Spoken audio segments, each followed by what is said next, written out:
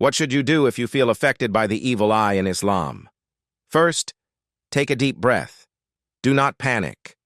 Feeling these signs does not mean something bad will happen to you. In Islam, nothing harms us except by the permission of Allah. Today I will share clear, simple steps you can follow. And stay until the end, because the last step is the most powerful one, and many people ignore it. Let us begin. The first thing you must do is correct your intention.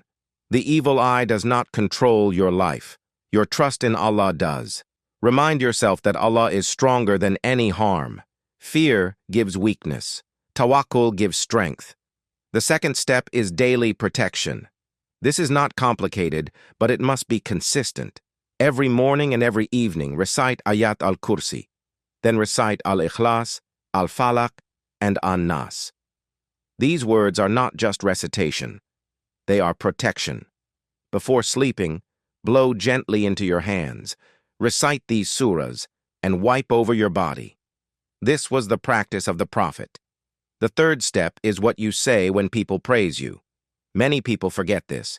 When someone admires you, your success, or even your child, say, Allahumma barik. This simple phrase blocks harm before it begins. The fourth step is understanding ruqyah correctly. Ruqyah is not magic. It is not mysterious. It is Qur'an and dua. You can perform ruqyah on yourself by reciting Qur'an, especially Ayat al-Kursi and the last two surahs. You do not need fear, you need sincerity. Now listen carefully to this next part. Avoid things that increase fear. Do not obsess over signs. Do not blame every problem on the unseen.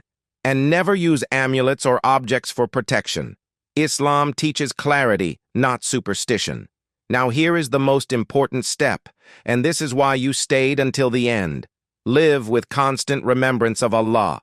Dhikr is not only words, it is how you live. When your heart is connected to Allah, harm loses its power. A heart filled with remembrance is protected, even if tested. And remember this, sometimes trials are not punishment. They are a reminder to return closer to Allah. If you found this helpful, stay with this channel.